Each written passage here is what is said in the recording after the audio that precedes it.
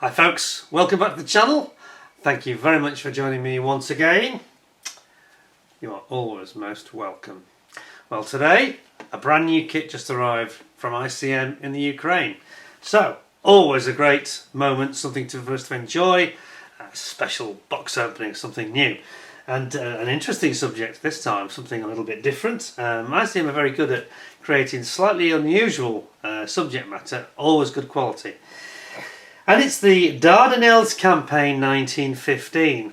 Some of you may know it better as the Gallipoli Campaign, where the British and Commonwealth forces, the British Empire, tried to attack or seize the actual peninsula, the Dardanelles Peninsula, and basically take control over that part of the Middle East, allowing, the idea was to allow British shipping into the Bosporus and around there.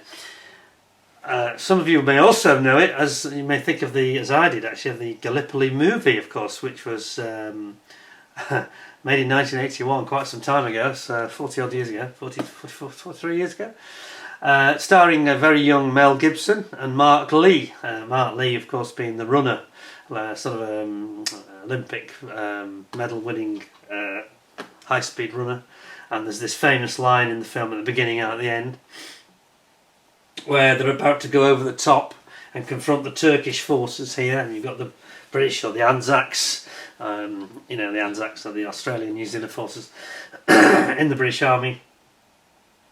And the line goes from the runner and his trainer. Was his name Bill Kerr, was it? The guy that played the old chap, that was the guy who trained him to be a winner. And he says, how far, what are your legs? He says, my legs are metal springs. And he said, how fast are you going to run? I'm going to run fast. And he says, how fast? He says, fast as a leopard. And he recites this same line at the end of the film when they're about to be sent over the top into certain death. The Turkish positions are very, very fortified, and they've got all these machine gun nests, and the British ANZACs troops are going to get absolutely slaughtered. And Mel Gibson is also a runner. He's the runner for the communications runner, and he actually gets the orders countermanding the local colonel, I think it was a major, who says, you've got to go do your duty, go over the top and do as I say, even though the captain says that it's a suicide mission. And Mel Gibson is running back as fast as his legs will carry him. He just wasn't quite fast enough, and he gets there literally 5 or 10 seconds too late, and just as he arrives in the trench, they blow the whistle and they all jump over the top and they all get absolutely massacred at the end. Oh, spoiler alert, too late. I've kind of ruined the story, but it's a brilliant film actually, a much underrated film, very emotional, and it uses music and great photography in a brilliant way, and one of Mel Gibson's first big films, of course. I digress. Haven't seen Gallipoli, you must go and see that film. You can, rent it, you can probably watch it, I don't know, maybe YouTube have it, I don't know. But let's get back to the ICM kit instead of me talking about movies. So it's the Dardanelles Campaign. You can see the British warships off in the distance, just off the coast. And its kit number, it's 135th figures, of course. Kit number DS3520.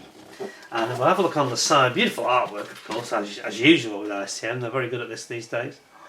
And we've got quite a lot of figures, actually more than I was expecting here, if I'm honest. So what have we got? We have got what looks like I think it's the Vickers machine gun, like a Maxim machine gun here. We've got a crouching soldier with his bayonet drawn, advancing. We've got a soldier with his bayonet, rifle and bayonet out. We've got what looks like a captain with his pistol drawn, and then another couple of soldiers. So I think these two are replicated. And then on the Turkish infantry, we've got, this says basically 1914, and it's got 1915 to 1918 Turkish infantry with their traditional hats on, these sort of peaked hats, pointed hats. And again, very similar poses, one shooting his rifle, one shooting his rifle here, one crouching and advancing, another one taking a knee with his pistol officer, and another one advancing with his bayonet and his rifle. So let's have a look. Let's just see what it says on the side first of all. I say these are brand new, just arrived literally in the last 24 hours from Ukraine, and it says a set of figures of British officers and infantrymen, British machine gun team with a Vickers machine gun and Turkish infantrymen. Infantry figures are detailed and reproductions of dynamic poses typical for combat actions. Included infantry weapons of Britain and Turkey in the First World War period. The set to make a battle scene from the period of the Dardanelles Campaign operation in 1915. 4 figures, 43 plus 74 parts for the 4 figures. That's the 4 figures. 43 plus 74 parts for assembly of British infantry in 1914. 2 figures, 22 plus 75 parts. I'm not sure what they mean by this.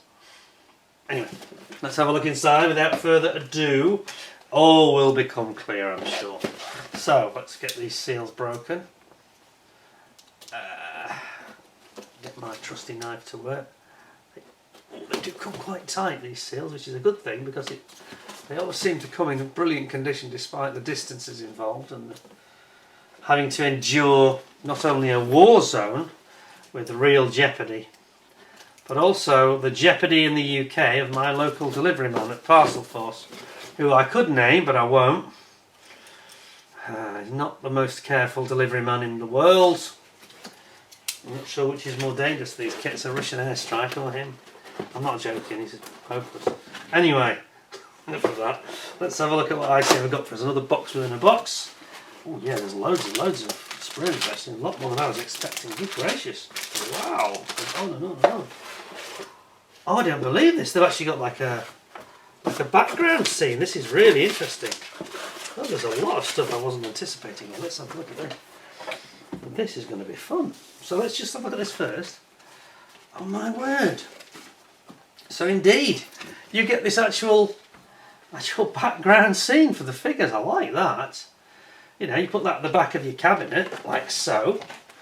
Yeah, zoom in a bit so you can see this a bit better. So that is, this is a first. I haven't really seen that before.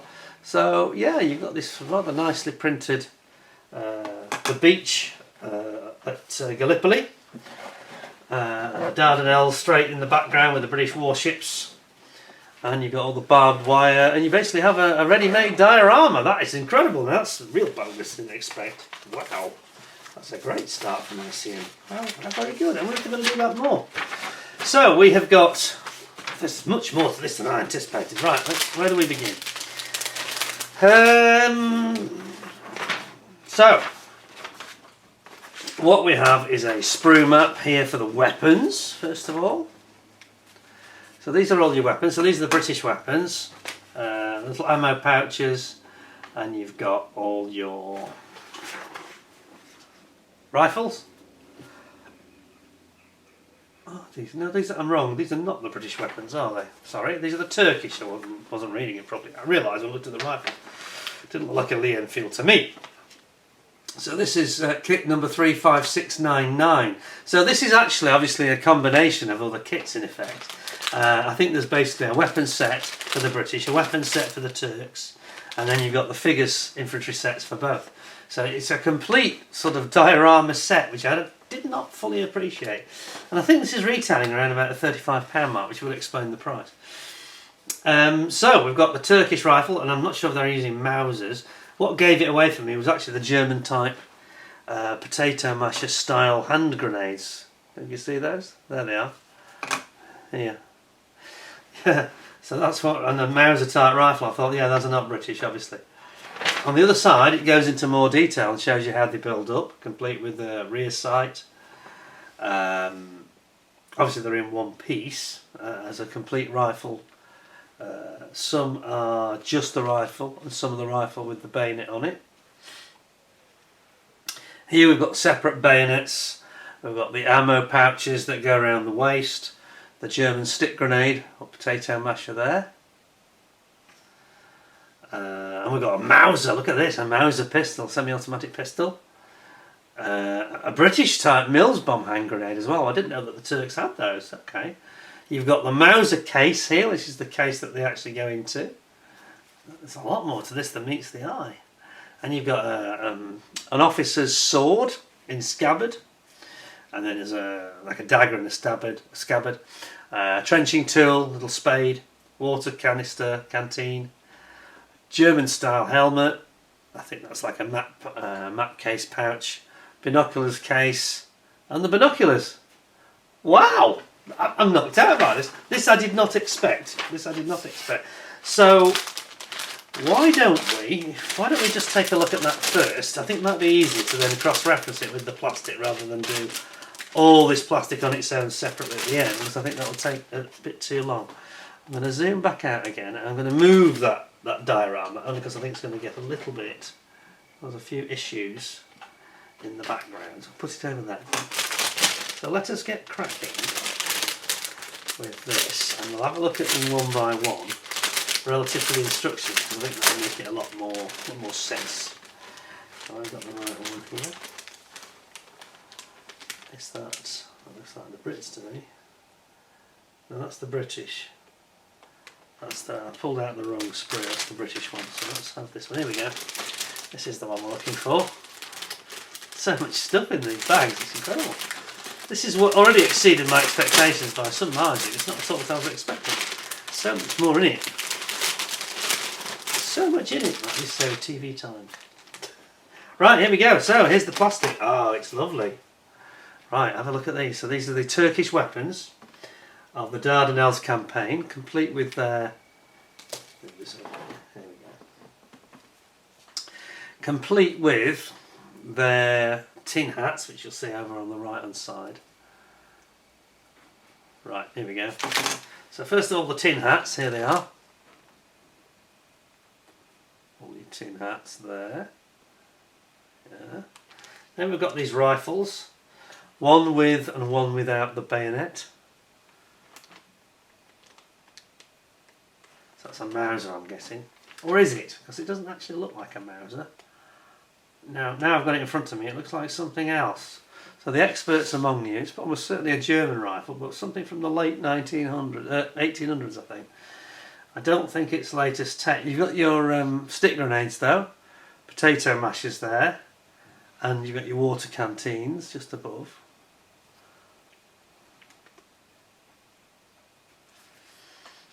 And then over here we've got the sort of short sword, and we have the pair of binoculars. And then we have, that's the binoculars case here, just where my thumb is.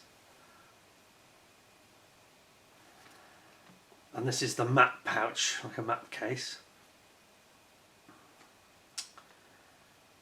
And then over here we have got, in the middle, we've got the Mauser semi-automatic pistol, and then the stock, which is actually a case for it as well, doubles as a case, or does it in this case? Now in this case I don't think it does. I think it has like a scabbard here that goes in there, so there's a, is that right?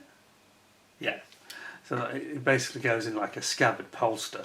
So this is just the stock for the Mauser, wooden stock. And then you've got all the ammunition pouches you can see here in the middle that go around the waist, lots of those. Then you've got down here, you've got your trenching tools, basically just a spade. And then we've got more of these rifles with the bayonet and without. And then we've got these little, they're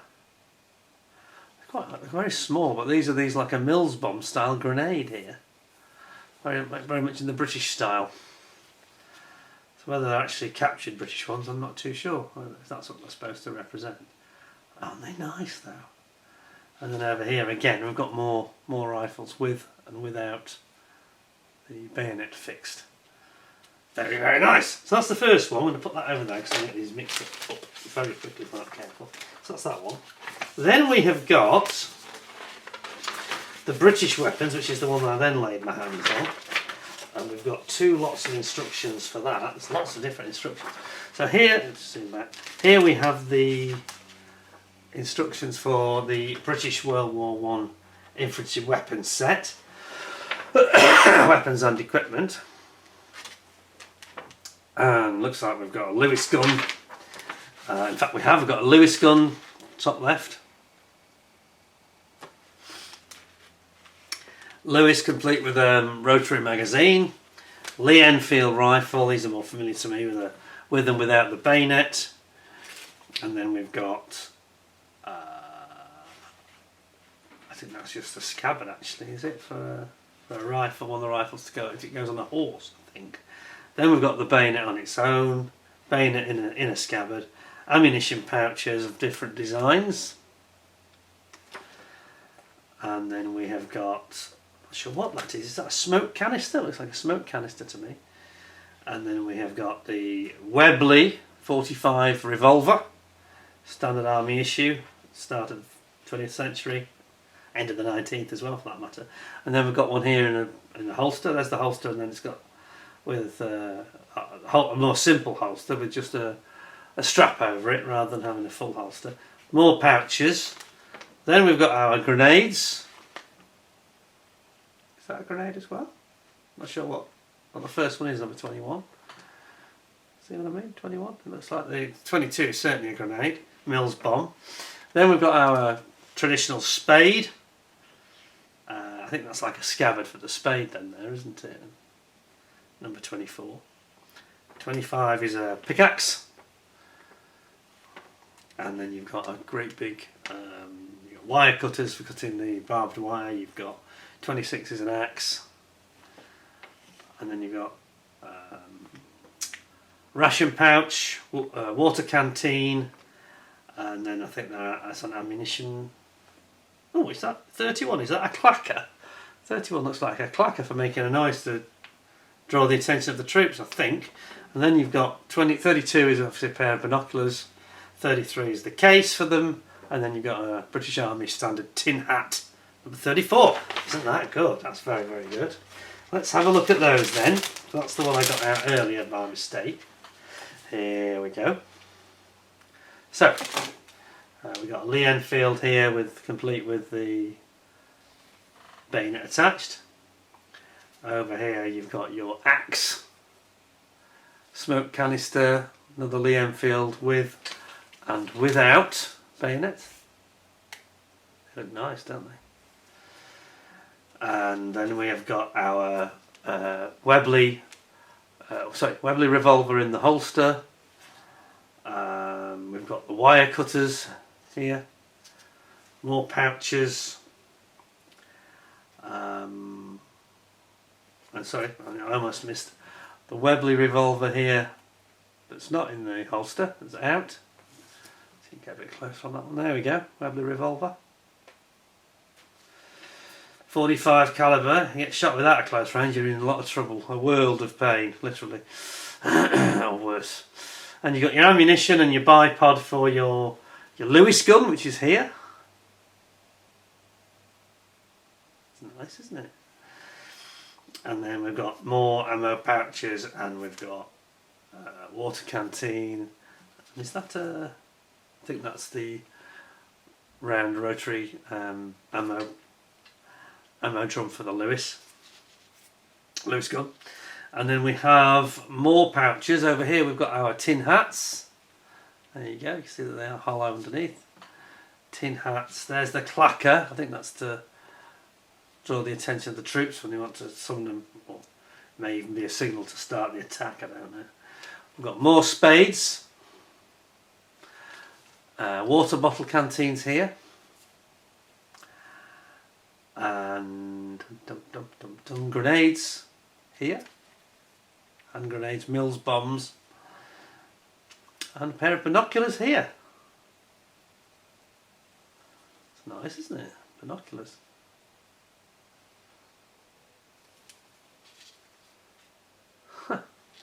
Aren't they great? I mean, there's no flash on these, they're absolutely gorgeous. So that's very impressive. That's that one.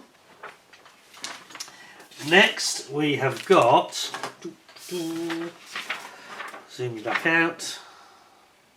Now we have got our British Vickers machine gun, Maxim.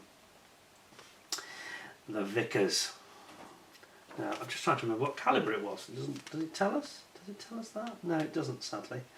I'm sure the experts among you will know, but I've got a feeling it was a 45 slug? I can't remember.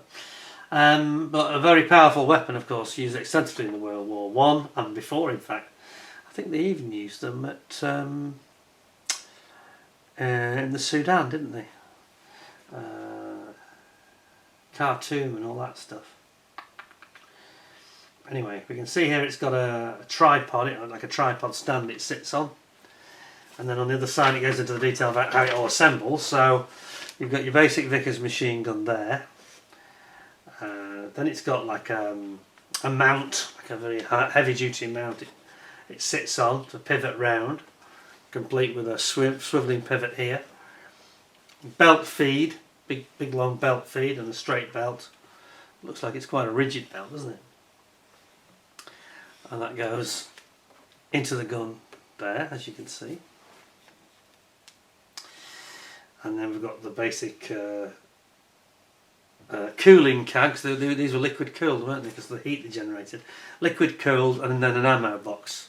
So you've got a liquid cooled, almost like a jerry can type of thing, but a coolant can. Wow, that is quite impressive as an assembly. So where's that then? Here it is. Let's just zoom you back a second. And another bag of goodies. I honestly thought there was about 7 figures in this kit. I didn't really anticipate there was going to be quite as much in the box as I found, which is fantastic. Much more to it than met the eye. And here we go. So, Vickers machine gun. I keep getting in my mind it might be 7.62 calibre. I don't know why I should have researched this before I started, but I didn't realise all this was in it. I didn't think there'd be quite so much to talk about actually. So, get my zoom to work. There we go. So here's the Vickers. We've actually got 2 of them. So there's 2 of everything. Yes, there are indeed 2. So you're going to have a machine gun team with 2 guns, 2 different types of tripod mounting, which looks very, very cool. Is that one supposed to be like that, or is it bent? I think that's got actually damaged. You can probably just see there's a little bit of stress damage on the sprue. That is supposed to be straight, not bent like that. Yes, that's supposed to be like that, I think. That's better. You've got your ammunition belt feed here. You can probably see all the individual bullets. And then you've got your mount here. Very impressive little setup, isn't it? And you've got your box then for your cooling can and your ammo can. Excellent. Right then, next. Zoom you out and we'll get into these men, I think, now. Because there are many of them. Oh yes, here we go. We'll start with the Vickers machine gun crew. I think that would make most sense, wouldn't it? So, that's the crew that's just in front of me. So, a little bit of a sprue map here. Fairly straightforward, fairly simple sprue. And we've basically got 2 different guys, it would seem. So one is the loader feeder. It's feeding the out of the ammo box, feeding it straight onto the belt, into the gun, and then you've got the gunner himself sitting here, taking aim and firing. And I like the way they've shown it at 2 different angles. That's quite good, I've got to say. Well done, ICM. I like that. 2 different angles on both of the figures, so you can see exactly how they should be painted. Let's have a look at them then. So here they are. Let us have a closer look.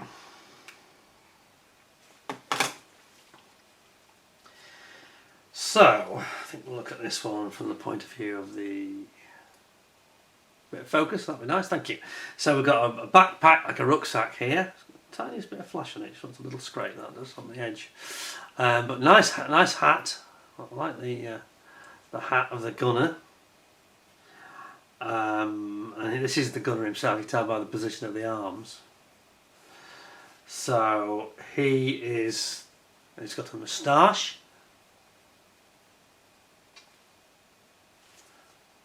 He's also got a tiny bit of flash. I don't know if you can make this out. Yeah, there's a little bit of flash there. Just a bit of a halo around his ears and down the side. I thought it was a beard at first, but it is actually a little bit flashy. So I think I've got a suspicion this is a slightly older tooling. I don't think this is the latest tool. And then we have him with his tunic here. for the torso, and you've got his ammo pouch there. Actually, sorry, it's a ration pouch, and then you've got his water canteen here. And then the other guy, this is the one that's sort of almost lying prone. The feeder, the gunner stroke feeder, is making sure that the bullets keep on feeding into the Vickers. See his face there. Again, a little bit, just a tiny bit flashy here. Just a tiny bit of flash here and there on this particular sprue. But the hands are nice, see his hands? And he's feeding in. He's got his arms obviously in this sort of a prone position while he's feeding in the ammo. And again we've got, same again, a water canteen, ration pack, and a hat and a rucksack on the back, complete with straps. I think you can see there. Very nice, excellent. So that is that one. I'll zoom you back. There's just a lot to it. This will keep you quite busy. Now, when I opened it and I saw the sort of diorama background, that's when I thought, you know, I wasn't expecting that. And obviously we have a lot more than we expected here. So, now then, who have we got here? Is this the Turks? I think it's the Turks. Yes, we have the Turkish soldiers. So let's look at their instructions. We've got basically a sprue map. A little sprue map here. We'll look at the sprue itself. It's a lot more fun to look at the actual plastic, isn't it? But look at the figures. So here we've got one that's slightly slightly crouching as he sprints forward.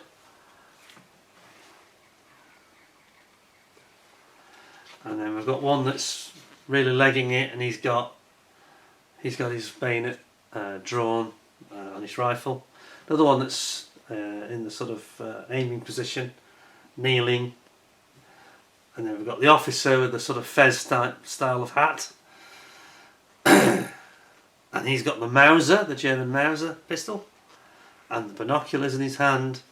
And again it shows it from a different angle from the back. And of course he's got his ceremonial sword, but it's more than, I think this is more than ceremonial.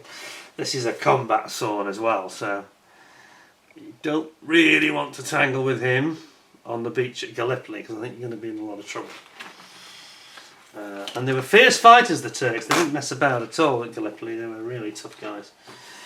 Yeah, and if you watch that Gallipoli movie, it's it's quite emotional, quite heartbreaking film actually. And it sums up the bad planning that went on for that campaign, I'm afraid.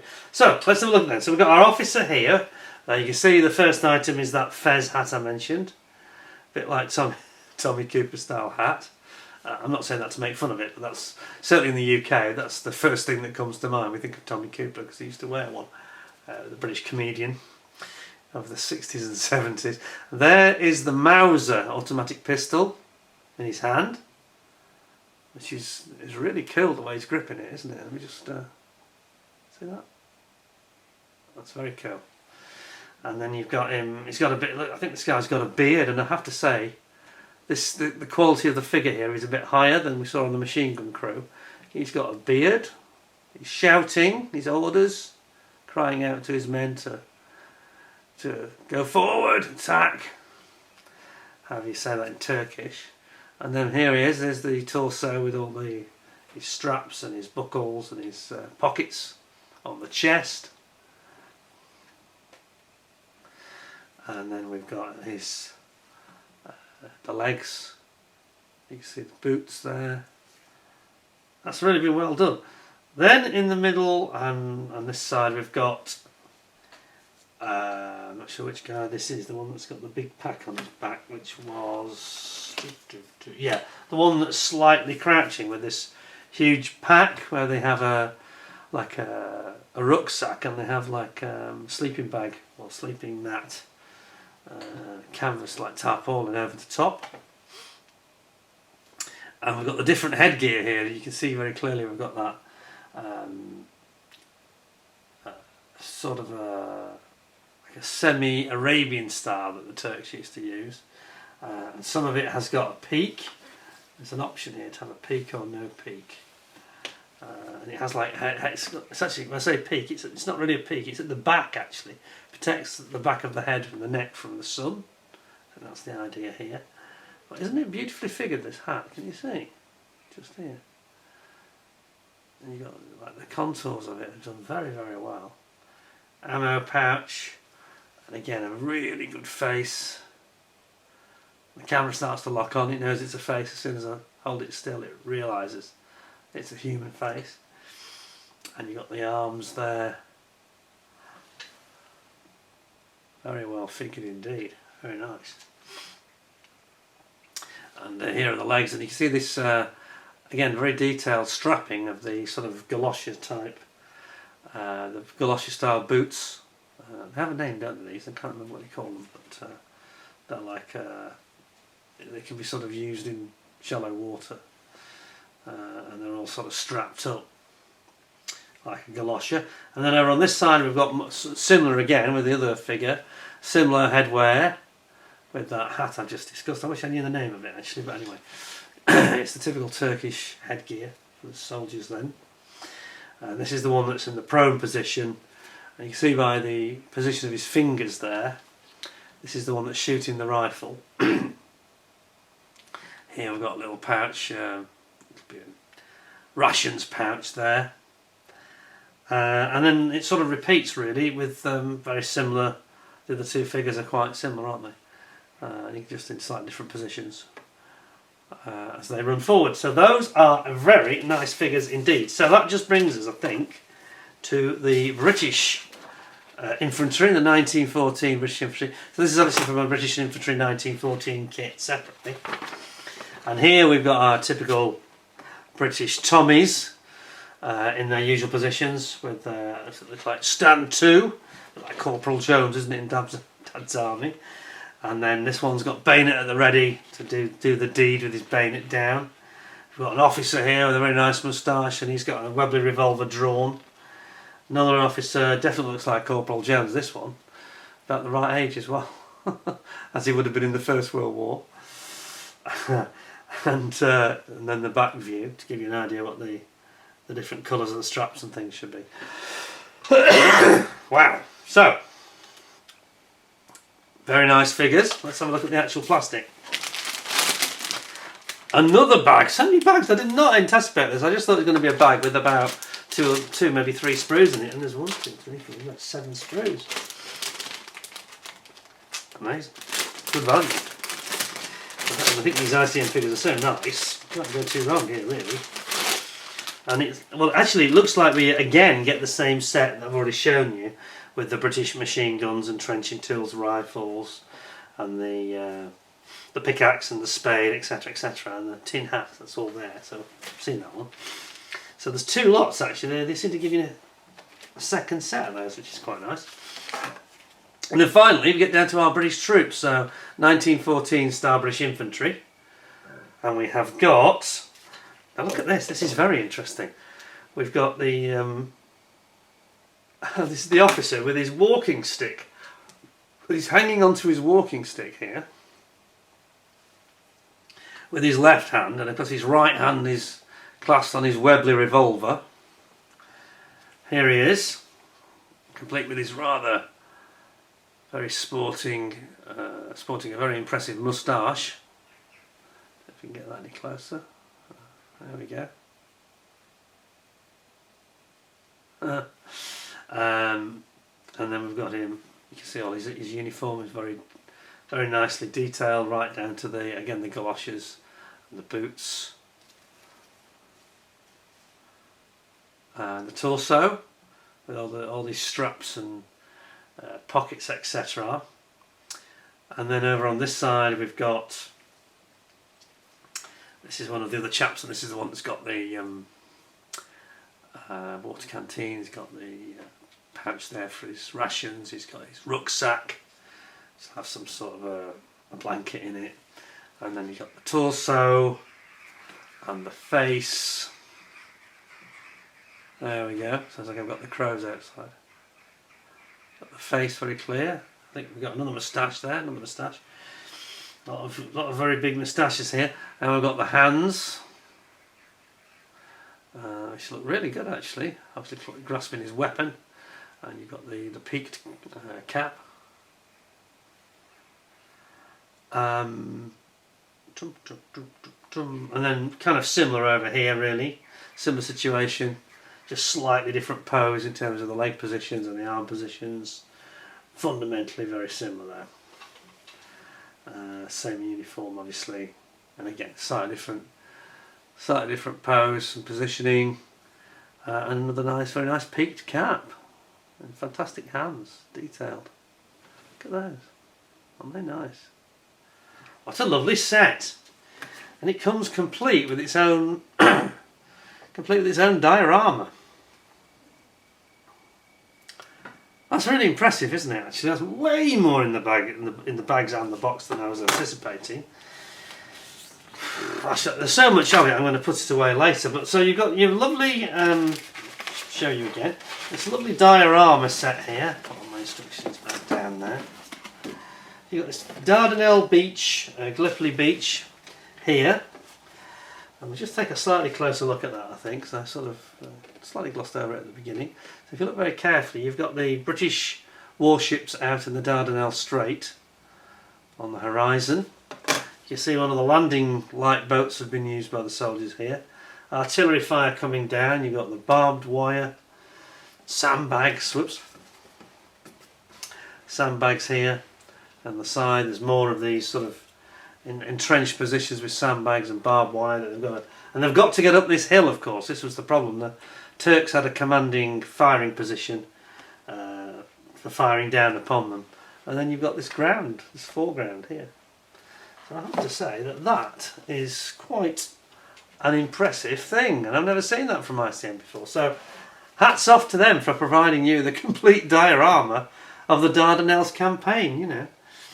And you can obviously set it up pretty much like it shows on the cover, sorry, on the artwork I should say. Which if you look very carefully, you can see on the left you've got the British machine gun team, and then you've got your British stroke ANZACs coming up the beach into a hail of fire from the Turks. So yeah, a really impressive set. To be honest, I think that was definitely heading, in my opinion, for a straight 10 out of 10. Just that on the, I think was it on the machine gun team, a bit of flash, quite a bit of noticeable flash there. So I'm just going to give it 9.75, which I think is fair, really. What do you think of that then? So that's the Dardanelles Campaign 1915, Gallipoli, revisited if you like. I think that is an absolutely cracking kit, to be honest. Something very interesting, something a bit different. Say, if you've never seen the Gallipoli movie, you should definitely go and see it. And if you want to get a feel for what the movie's all about, you can just watch the first 5 minutes or the end 5-10 minutes. You can see that on YouTube. It's quite moving actually. And I say Mel Gibson tries to save the day and he just doesn't quite make it, and it's catastrophic. It's awful, just like the real event was, you know. Anyway, there we go. 9.75 out of 10 from me. Hope you'll give me a 10 out of 10 with a thumbs up. Thanks very much for joining me. Something a little bit different today. I hope you thought that was quite interesting. I certainly did. It's a real bonus because more than I was expecting in the box. Thanks a lot for joining me. I'm sure we'll have more interesting things like this coming from ICM and others very soon. So, in the meantime, don't forget to subscribe if you haven't already. Give us a thumbs up with a like. And until next time, look after yourselves. Thanks for your time watching, and I hope to see you again very, very soon. Stay well, stay safe. Thanks a lot, and bye for now.